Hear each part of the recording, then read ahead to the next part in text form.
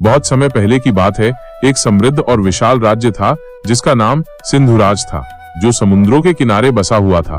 वहाँ के राजा आर्यमन, जो बहुत ही न्यायप्रिय और दयालु स्वभाव के लिए प्रसिद्ध थे, वो अपनी प्रजा से बहुत प्यार करते थे, सबको अपनी परिवार का हिस्सा मानते थे, सबकी जरूरतों के ख्याल रखते थे।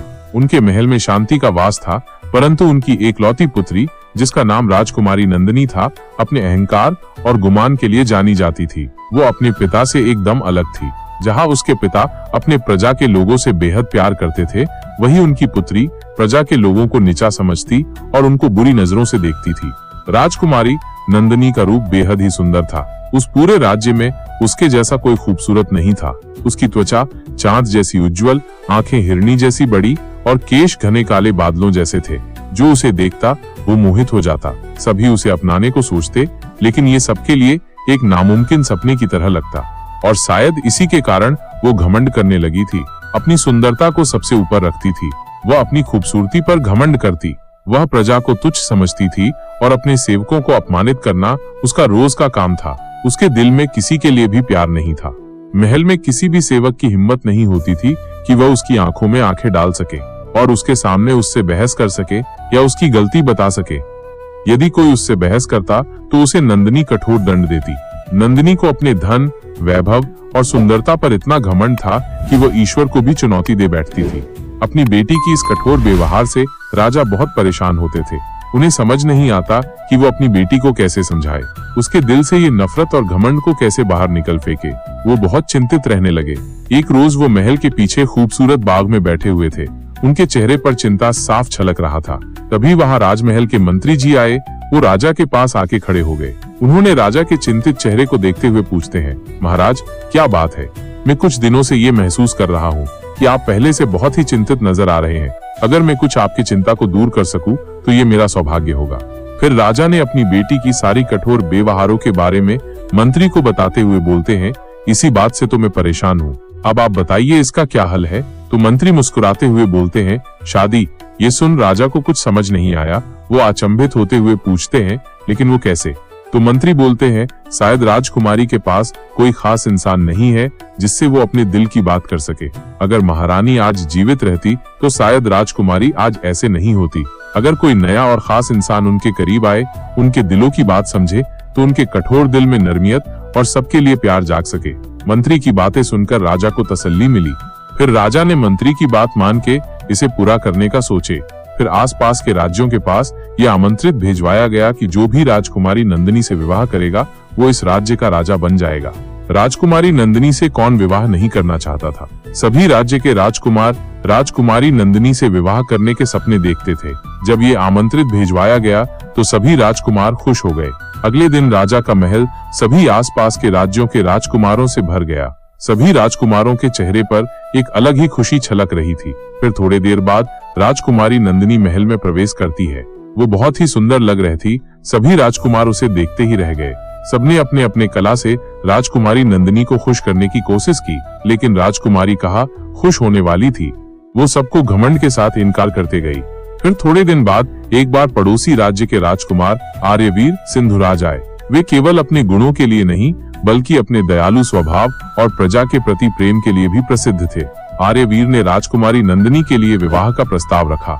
राजकुमारी नंदिनी ने आर्यवीर की दयालुता को उसकी कमजोरी समझा और उसका खुल के मजाक उड़ाया। उसने महल में सबके सामने आर्यवीर का अपमान किया। मुझसे विवाह करना चाहते हो? पहले अपने कपड़े तो देख लो। मैं किसी भिक्षुक से विवाह नहीं कर सकती। आर्यवीर ने कोई उत्तर नहीं दिया। वे चुपचाप वहाँ से चले गए। एक रोज राजकुमारी नंदिनी अपनी सेवकों के साथ जंगल में गई शिकार करने के लिए। उसे शिकार करने का बहुत शौक था। वो शिकार में व्यस्त थी।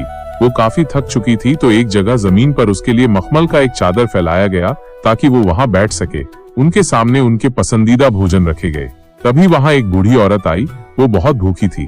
बूढ़ी औरत ने बड़े प्यार से राजकुमारी नंदिनी से खाना और पानी मांगी, लेकिन घमंड में चूर वो कहा किसी की तकलीफ और मजबूरी में सहारे करने वाली थी। वो धुतकार कर उस बूढ़ी औरत को वहाँ से भगाने लगी।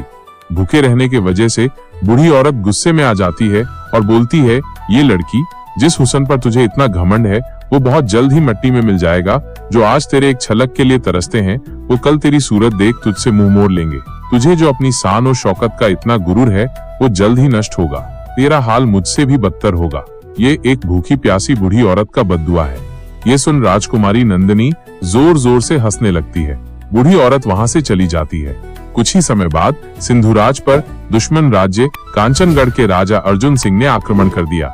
राजा आर्यमन युद्ध भूमि में वीरगति को प्राप्त हुए और महल पर दुश्मन राज्य के सैनिकों का अधिकार हो गया। महल की सुंदरता राख में बदल गई। राजकुमारी नंदिनी का घमंड भी टूट चुका था। वह एक साधारण वस्त्रों में महल के खंडहरों में छुपी रहती थी। जिन सेवकों को उसने तुच्छ समझा था वे अब उसकी सहायता करने को तैयार नहीं थे। राजकुमारी नंदिनी अब गांवों में भिक्षा मांगती थी। कोई उसे पहचानता तो लोग उसका मजाक उड़ाते। अरे ये तो वही राजकुमारी है जो हमें कीड़ा समझती थी। आज इसका हाल तो हमसे भी बदतर हुआ है। बच्चे उसे पत्थर मारते और बड़ों के पास उसके लिए दुत्कार के अलावा कुछ न था। भूख से व्याकुल उसने आर्यवीर के राज्य सोमगढ़ की ओर प्रस्थान किया, सोचते हुए कि शायद वो उसकी मदद करेंगे। सोमगढ़ पहुंचने पर राजकुमारी नंदिनी ने देखा कि आर्यवीर अब एक महान राजा बन चुके थे। उनके राज्य में सुख और समृद्धि का वास था। जब वो महल पहुंची तो द्वारपालों ने उसे भिखारिन समझकर अंदर नहीं जाने दिया। किसी प्रकार वो आर्यवीर के सामने पहुंची। उसे ऐसी हालात में देख आर्यवीर की आंखों में दया आई। उन्होंने उसे भोजन और वस्त्र दिए। राजकुमारी नंदिनी रो पड़ी और अपने अपमान के लिए क्षमा मांगी। तब आर्यवीर ने शांत स्वर में कहा, क्षमा मांगना सरल है किंतु अपने कर्मों का परिणाम हर किसी को भोगना पड़ता है। उन्होंने उसे अपने राज्य के एक आश्रम में भेज दिया जहां वो साधारण जीवन जीते हुए सेवा कार्य करने लगी। वर्षों तक सेवा कार्य करते करते एक दिन राजकुमारी नंदिनी की मृत्यु हो गई। उसके अंतिम समय में उसके पास कोई नहीं था। उसका शरीर उसी आश्रम में गुमनामी में जलाया गया। राजकुमारी नंदिनी की कहानी केवल एक कहानी नहीं रही बल्कि एक सीख बन गई कि घमंड अंततः विनाश का कारण बनता है। जिस खूबसूरती पर उसे इतना घमंड और नाज था वो देखते ही देखते नष्ट हो गया। असली खूबसूरती अंदरूनी होनी चाहिए। बाहरी खूबसूरती तो वक्त के साथ ढल जाता है लेकिन अंदरूनी खूबसूरती जीवन भर आपके साथ रहता है। और हमें कभी भी किसी भी चीज पर घमंड नहीं करना चाहिए क्योंकि फिर वही चीज हमारी विनाश का कारण बनता है। आपको ये कहानी कैसी लगी कमेंट्स में जरूर बताएं और वीडियो को लाइक करना ना भूलें।